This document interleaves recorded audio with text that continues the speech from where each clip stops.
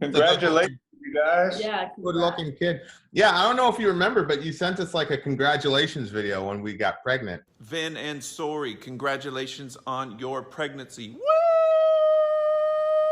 Woo! That is crazy. I'm so excited. I know I'm chilling, don't look excited, but I really am excited. I totally remember. Was that already 9 months? Yeah, bro. Oh my gosh. No, I totally remember the interview, and then wow. Life is weird, man. I know, it's crazy. It's amazing, but then it's like it flies by. It just flies by. I know. It seemed like 9 months, but I guess it is because we have proof. Well, we're going to Maury after this. Oh my gosh. Like, he's terrible. Vin, you are not the father. Wow. Hi, this is Otep, and you're watching Conversations with Vin and Sori. I'm Vin. I'm Sori. This is Jenaya. I'm Brian, head Welch from Korn. Cool. So this is our second interview, which is really, really cool because it kind of picks up where the other interview left off. Mm-hmm. So in the first interview, we're talking about Brian and his kind of journey with God and how he got to where he got to. But now Jenaya and Brian have released is it a documentary, guys? What is it? Docudrama. No, it's a documentary. It's definitely a documentary. Yeah. Yep. So tell and the word documentary always sounds so boring to me, but this thing is not boring. It's love documentaries. They always sound like exciting and real to me. So Jenaya, for like the 5 people under a rock who don't know who you are you in relation to Brian? This is my dad. It's my daughter. Yep. Speaking of which, so we're actually at the hospital right now. We are. We just had our son, Orion. Yep. And he's like a day old. Yeah. Yeah. So you guys are like just, I don't know, you're like superheroes. You're a day-old baby, and you're doing an interview with us. And we couldn't be more honored and privileged to be in your presence right now, and we congratulate you. Oh, thank you. Appreciate that. Vin's like, we got an interview lined up. Are you good? I'm like, well, wait, who? And then he's like, oh, it's Head. I'm like, oh, okay, yep, we'll do it. Yeah. You're like, I'll take one for the team for them. Yep. Okay. Thank you. My mind is like, where's my baby? Yeah. Wow. Sorry, is this your first? This is my second delivery. My first one was a nightmare. This one was a bit better, but delivery's no joke. I forget if this was your guys' first together or so. Yeah. Yeah, it's our first together. Yeah, it's our first together. Yeah. Gotcha. Okay. She rocked it, by the way. Oh my gosh, that's so cool. So cool. She rocked it. Jenaya, all the nightmare stories you hear about childbirth, it's not that bad, sis. Trust me. Yeah, you have the baby there again. So I watched it when it first came out. I actually bought a Showtime subscription when it came out. Thank you. There was no way I was going to miss that.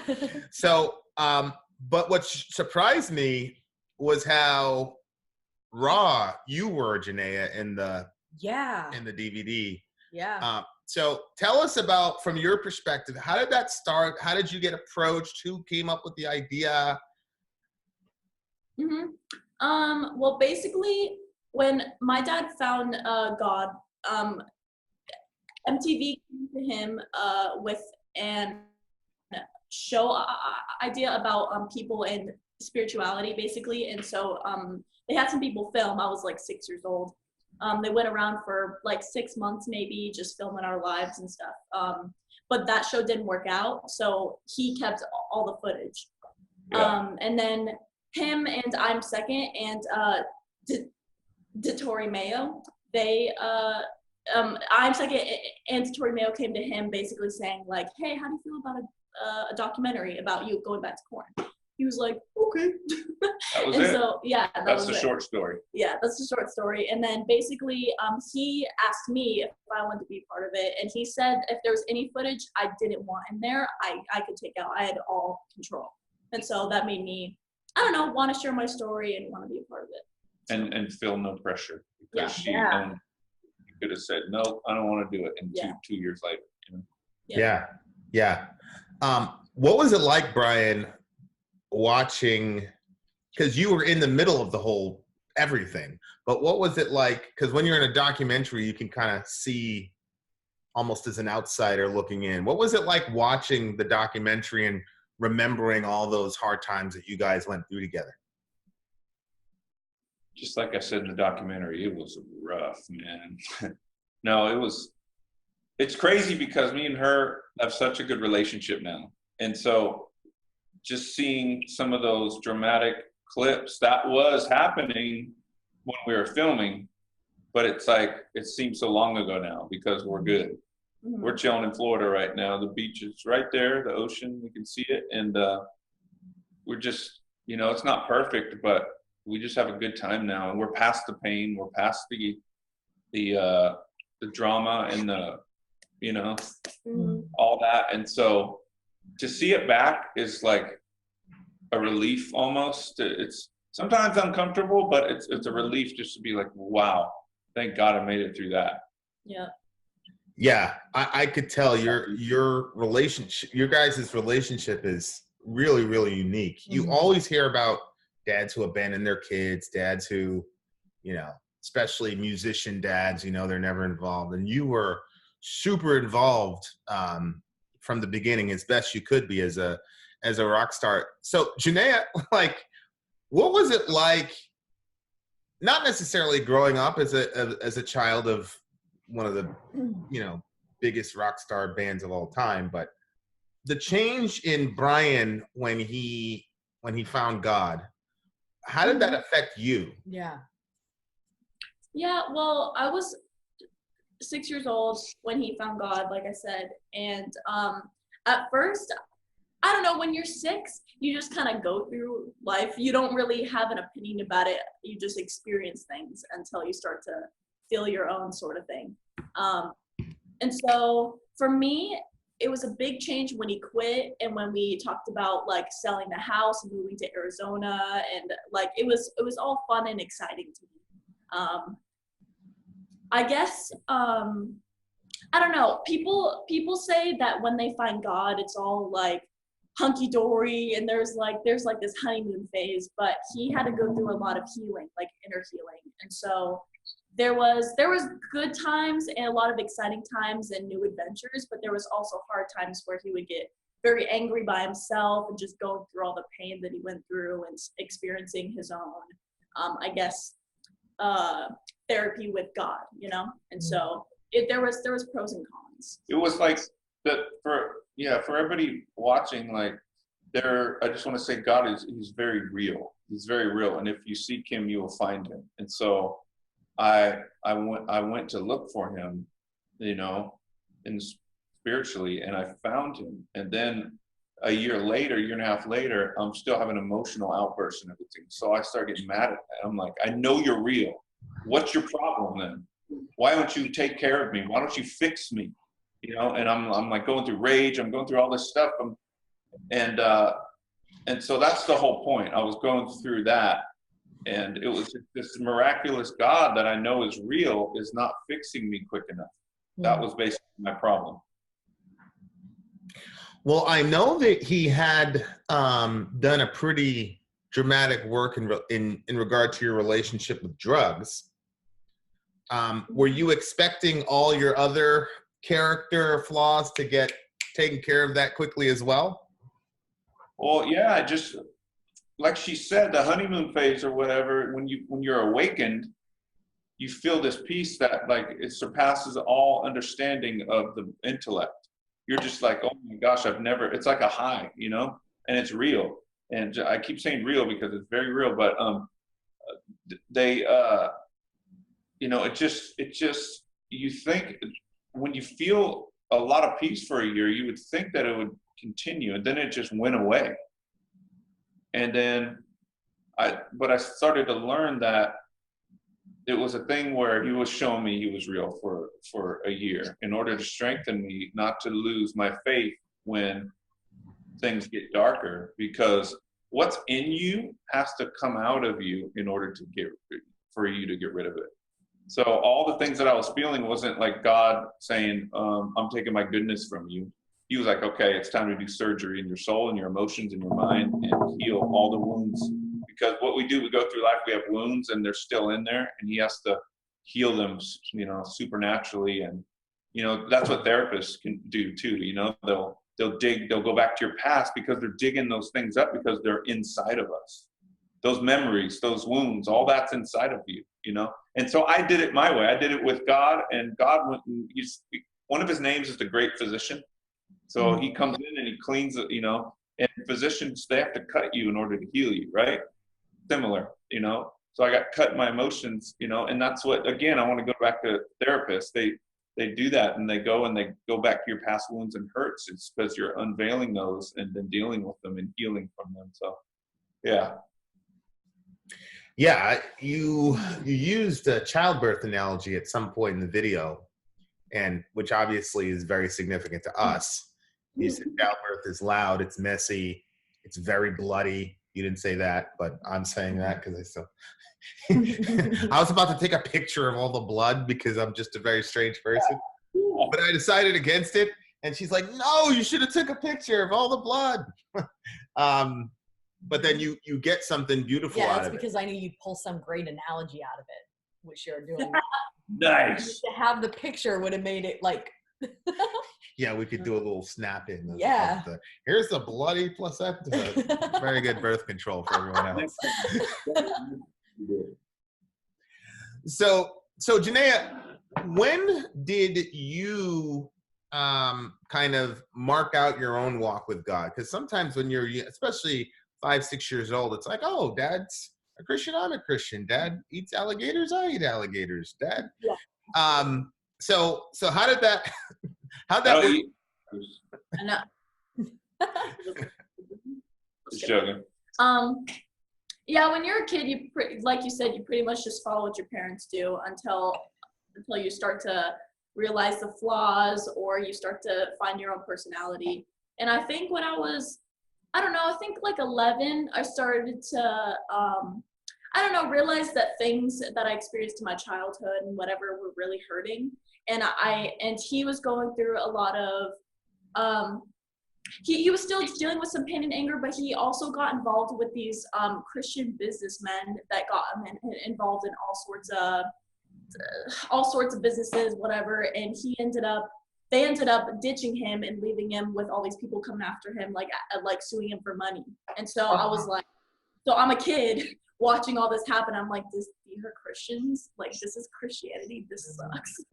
Like, F these people, you know what I'm saying? And so I think when I was 11 or 12, I started to like branch out of that and find myself, even though that wasn't the best because I didn't know who the hell I was. So it's hard when you're a preteen teenager and you feel so many emotions, but you're also wanting to find identity. So I think 11 or 12, that's when I started to find my own path.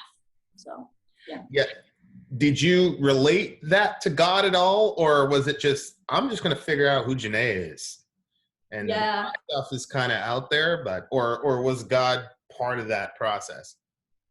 No, I started like, I wasn't really into the whole Christian God thing. Like, I think 12, 13, I was like, F this.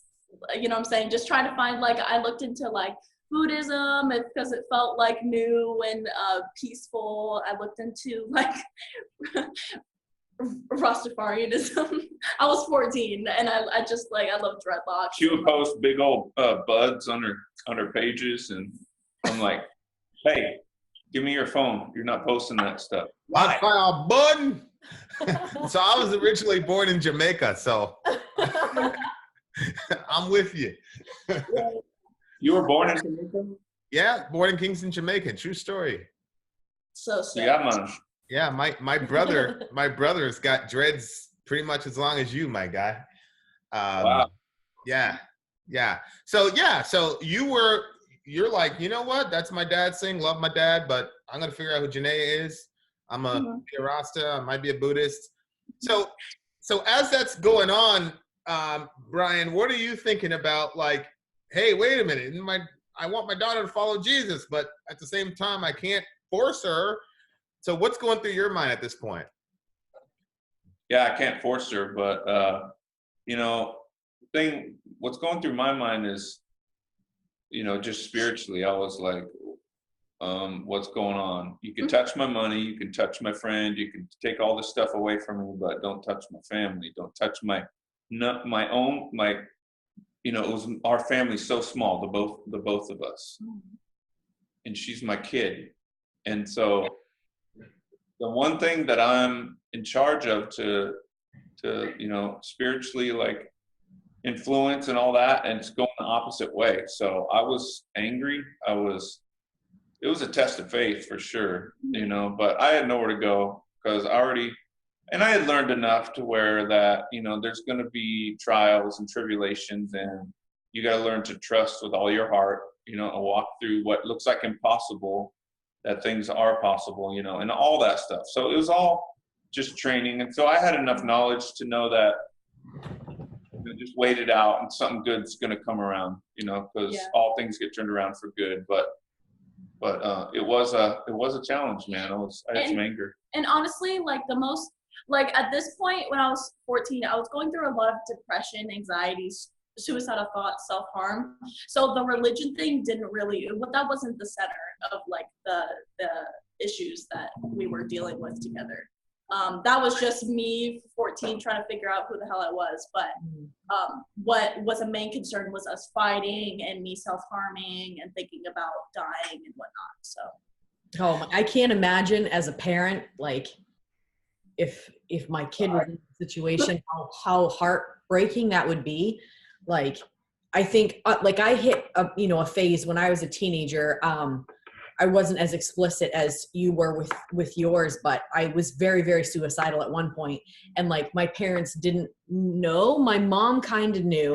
But like now that I'm a parent, I'm like, oh my word, like being in that situation, oh gosh, to watch your child struggle like hardcore like that, and the self-harm and stuff when you love them so much. Like the love of a parent to a child is so irrational in a sense, like because it's so intense sometimes.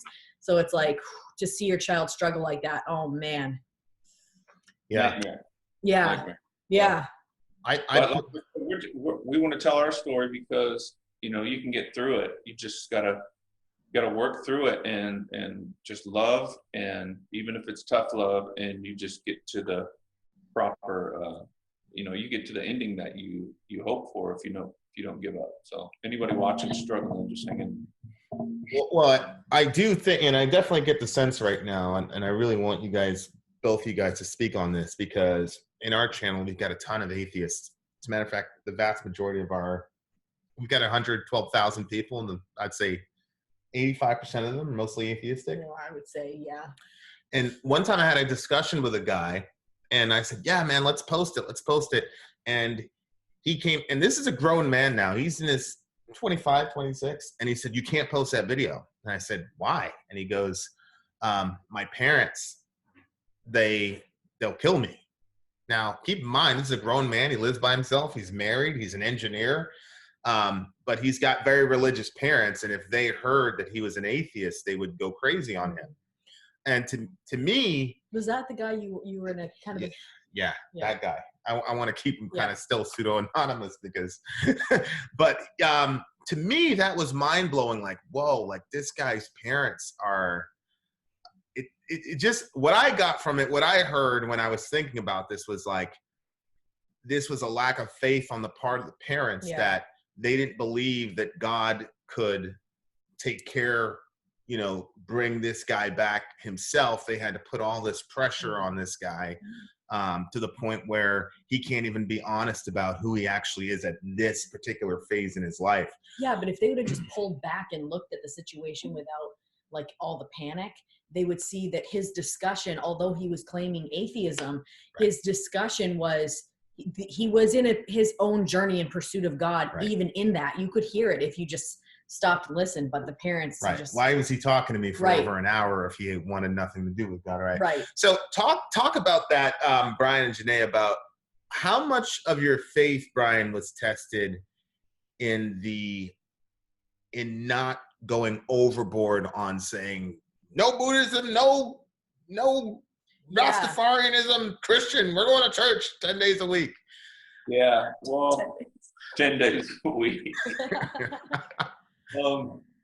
Well, first of all, it was a thing where I messed up a lot. And I tried to tell her, don't listen to this or that, because, you know, what it took from me was to go all the way in, leave everything, and to come into this environment that was just teaching me and anything that would lead me to feel Christ more. Because when you say test of faith, like when I mentioned test of faith earlier, it wasn't like a test of faith where, oh, this isn't real, I'm not going to believe in this anymore. Because that's a done question in my life. Like I have had so many, it's just my relationship with God is so real. Like I said, I'm going back to that word real, is that the test of faith isn't about believing, it's about whether I want to stay in relationship with God, because sometimes the suffering gets too intense, you know. I'm past that now, but so yeah, but I tried to control it, you know, not really knowing I was, and then trying to trust, you know, the Lord to grab her heart, because he's the Lord of spirits, you know. It says in the Bible, he's the Lord of spirits, the Lord of the heart, and he can turn a heart. And so it was a balance. I was trying to keep that balance of trying to tell her, but at the same time, she wasn't listening to her parent, you know, her dad. And it was like, it had to come from someone else. And so that's where, you know, we had friends that, like Sammy, I would send her to, she would want to go to Las Vegas. So I'd fly her to Las Vegas. She spent like a couple of weeks out there, and they just had so much fun in Vegas, and in a wholesome way. They would, you know, they were just kids. So they take them to like all the cool restaurants, Sugar Factory and all that. And then, but there would be like a youth conference there. And so she was like a little bit open to going and things like that, to where I didn't push it, but it was just happening naturally. And so, yeah, so, but I did mess up a lot, right? You remember, like back then when I was like, No, you did the best you could. And but wasn't I like saying? No, you did the best you could and the best you know how. So that was plenty enough.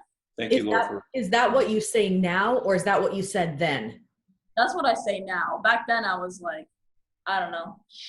Honestly, like, the religion thing was just, like I said, the religion thing wasn't as big of a deal as like the depression that I was going through, we were going through. That wasn't really, of course he wanted me to find God for myself, because that it changed his life so drastically. But the main thing was he wanted me to get better, and he wanted me to love myself and be a whole human being. That was the main thing. And if she would have said the religion or any of that stuff doesn't help me, I don't want that, it stresses me out, and I just want to be an atheist right now, I would have been like, if she said that makes me happy, then I would have been, you know, totally loving with that. I would have been upset, but I like secretly, I would have been like, okay, God, you got this. Go after her. I know, you know, all that stuff. But so I just want to say, like, to atheists watching this, though, it's like there's no judgment here. Like, I blend in with people that don't believe in God in my everyday life, you know, and it's not an us and them. How it should be. Yes, it's not an us and them, like you guys and us, and we're separate. We're all humans, and we're all walking this life, trying to figure this life out together. And so much love to all of you watching. Yeah. And I think that Jenaya's grace to her dad is going to help a lot of parents. Where I see you guys are good. Okay. Yeah, I think her grace to her dad, where she looks back, you know, as a 20-year-old young woman, says, Dad, you did the best of it. Yeah. You know, I think because it's very hard being a parent, especially a Christian parent. There's all these pressures on you, and balancing this stuff is impossible. Mom, Dad, you're going to screw up, period. But, you know, eventually your kid's going to come around and say, okay. Well, I think in most cases, like the older that you get, the more you realize, like there's so many things that I was like, I can't believe my parents did this. I can't believe they did that.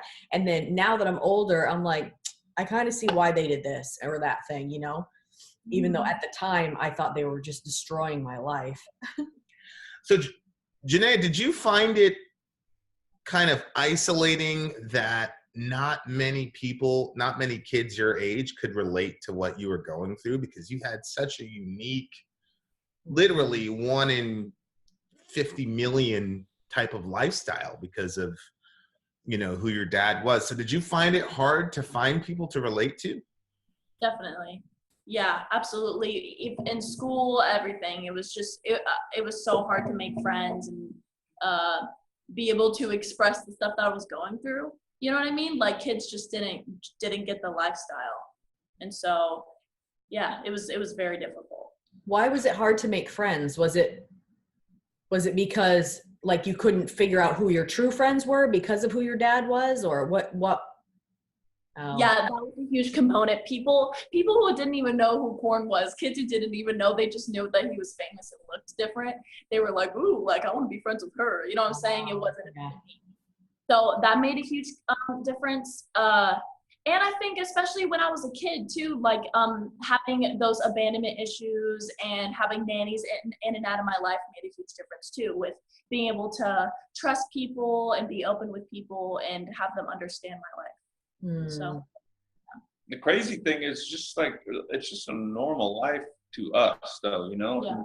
On the outside it's a little bit public, you know, or a lot of it, or it used to be a lot of it, and now it's a little bit less, but it's just like, that was her life, that was my life, and we're just people just like everybody else, you know, and struggling and having good days and bad days and all that. So, but to a kid, yeah, it's got to be crazy. And I just, you know, I've been doing it so long, it feels normal to me, but Yeah, definitely not. No. you know what? On Instagram, like I think like a couple months ago, this kid I went to school with in like 5th grade, he DM'd, stop it. He DM'd me and was like, what did he say? He was like, I want your number. no, that's not what he said. He was Dad. he was like, we went to the school that the school was called Freedom Academy. He was like, we went to Freedom Academy together, so I guess I'm famous now too, or some shit like that. And I was just like, I'm 21, and I know who I am, so I wasn't like bothered by it. But that was the epitome of my life. Like Yeah. people, it wasn't about me, it was about him and the idea of fame and whatever. It's you were just a tool to make them feel, you know. whatever they wanted. People just, this guy could have been like, took like 8 bong rips right there, and he didn't even know what he said. People are just crazy. People just text whatever. No, people, the fame thing is so ridiculous. Like, if you're not in the entertainment industry, you just don't know what it's like, and the greediness and the people wanting stuff from you all the time and not being able to have your own life. It's nuts. That's just, yeah, that's a part of it, because people, but we're just smaller time. And you think about these bigger faces, you know what I mean? Like, who was I talking to? Evander Holyfield. I did an event with him 2 weeks ago, and I'm like, I go, okay, maybe I'll get stopped by 1 or 2 people, and it's totally fine. I go, how do you, Evander, go through the airport as Evander Holyfield? And I don't think he got the question, because he's like, man, I just tell them, you know, I just start talking to them, and they know that I'm just a real person. But it's got to be to where everybody is just looking at him, you know? Yeah. Because it's just, you know, it's just so big, you know, his look and his, you know what I'm saying? Yeah. So, Oh yeah. so I look at it like that. I know what she's saying, but I look at it like, man, it's mostly at the airports, people just give me dirty looks because they don't know I'm in a band or nothing. So there's like 1 or 2 people a day that say something, and so it's not a big deal to me. But we're trying to fit in the I know, but you're like, we need to count. keep No. recording. We'll let you guys go in a second. But okay, so Jenaya, you start downward spiraling, and I've got a clip here that I want to share. By the way, guys, we are doing a giveaway, so we're going to get 5 of these the Loud Krazy Love DVDs. And we're going to, remember when we did that shirt giveaway? You write a little essay and then whoever had the best essay won. Yeah. Okay, so best essay, best poem, whatever. Send it to us. We will read it on air and then send you a free Loud Krazy Love DVD. What's the topic? Is it like parents and children? Is it your relationship to your parents? Anything based on this interview. Okay. Well, I know. Like, what did you do when you were 1 day old? Yeah, because your child was 1 day old. Yeah, there's so much to write about Right. for a 1 day old. I pooped 4 times. And 8. Yeah.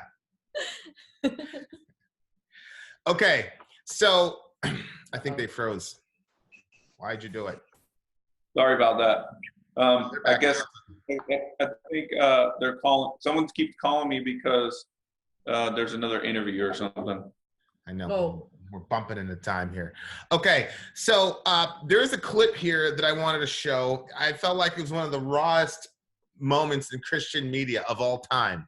And I just wanted you guys to talk about it because it's like, it was huge. Out of the shower and I looked at myself and I just started crying. I was bawling and I said, I effing hate you. You're a whore. I had heard if you drank enough soap, it would kill you. And so I drank a bunch of soap and sorry, I did it. She's like, I hate you. I hate you and I hate my life. I want to die. And all of it was hitting the ground with her at one time. We had to stop it. And I would just be like at the point, I'm just like, fuck you, God. Who are you? Like, why didn't you let me die from the drugs? Like, everything's going wrong. Like, I try all this stuff. I follow you. I give to the poor. I gave up everything for you. And now my daughter's cutting herself. I can't control my rage. I'm stressed out. I have nobody that wants to come to the concerts. I'm just like, fuck it all. Pretty intense moment there. I'm glad that's over.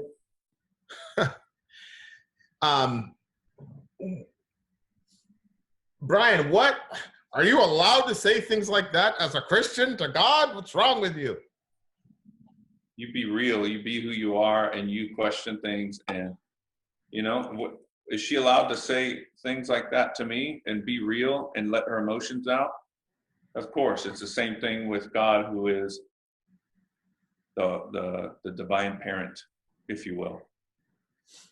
Yeah, I think I was having a conversation with somebody about, it was a very strange conversation because the guy was an atheist, but he used to be a Christian. And another Christian had said something really terrible. And you know, I kind of checked, I checked him for sure, because he was saying something really destructive to a group of people. And then the atheist guy says to me, okay, that guy's obviously not a Christian. And I said, well. Oh, wow. I said, well, no, I'm not going there. The guy's my brother. I love him. And he was like, well, how can you say he's your brother after he said this? And even you had to correct him. And I said, look, and it was funny because I had my 13-year-old with me. I said, look, man, this kid is going to screw up a million times, but there's never going to be a single moment when I'm ever going to say, I'm going to disown you, or you're not going to be my son. Like, we're going to have wars, we're going to have battles or whatever, but I'm never going to disown my kid. And so right. God is a father. And so if you become a Christian, you know, the New Testament uses the language of adoption and being born again. So you're born into a new family. So God's your father. And so you're going to have wars with God, just like Jenaya has wars with you and the kids have wars with us. But it never changes your status as a child. Mm-hmm. And I think that's one of the things. I talk about the differences between religion and relationship, particularly as the father-child role goes with God. Either one of you. You talk a lot about God, and with all these atheists watching. Do you do that all the time? All the time. Yeah. Most of the time they bring it up with me. Yeah. Oh, that's cool. Right on, 18. We love you. Yeah, well, I look at it like this. Like God is beyond, obviously God is beyond gender. So he can, he's a father of all. He's, it says in Acts that we live and move and have our being in him. Like we can't even be alive except that we're all created in this spiritual atmosphere that gives energy to all life. And so, but he can also transform into like a motherly, and Isaiah says that he comforts as a mother, comforts a child. You know what I mean? So it's like, it's fatherly and motherly, it's masculine and feminine, and it's all wrapped up in one big perfect package that he's just with us all. And even if we don't believe, he's still in our life and he's helping us and he's helping things turn around for good, and I don't understand everything. There's obviously a lot of evil in the world, but he loves everybody, and but he's I said it in the movie. I said that, I'm proud of myself. I'm a better dad now. I'm a good dad, but God's her real dad. I'm little D, he's big D. And so yeah, I mean, that's how I look at it. That's how I see things. Yeah, one of my favorite passages is in the Psalms where David says, "You brought me forth from my mother's womb." And in their context, in their culture, the person that brought you forth from your mother's womb was a midwife. Mm-hmm. The dudes would be outside the tent, and the midwife would bring you out from your mother's womb and then put you on your mom. And so it's just crazy watching my son be born and seeing this woman, actually she pulled the kid out herself, this one. What, today? Yesterday, yeah. Yep. Wow. I totally recommend that to anybody who thinks they're up for it. That's a crazy experience. So wait, did you plan on doing that? Yeah. Yeah, my sister told me about it. She's like, you're going to feel like it's the pinnacle of womanhood when you pull your child from your own self and you pull them up right onto you. Yeah, it was wild. It was wild. Brian's horrified. As you should be. So were you laying on the hospital bed? Yeah, you're on the hospital bed, you're leaned back, and then once his head comes out and his shoulders start poking out, then you reach down, just grab him by the shoulders and pull him right out onto you. The doctor lets you? Yeah. Well, it depends on where you are. I think some doctors don't allow that, but this hospital does. It was in our birth plan. Yeah. Did you take a video of it? Yes. There's an edited. And the clip is right here, ladies and gentlemen. Little blur. But yeah, so you're right. God has both of those energies, the masculine and the feminine energy. I've never heard that about the midwife, and that that's it. See, I hear these great analogies they're hidden, they're mysteries in the Bible, and that's a mystery I've never heard right there before. Yeah.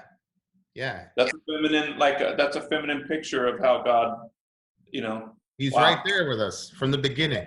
Yeah. From the beginning, right there. Okay.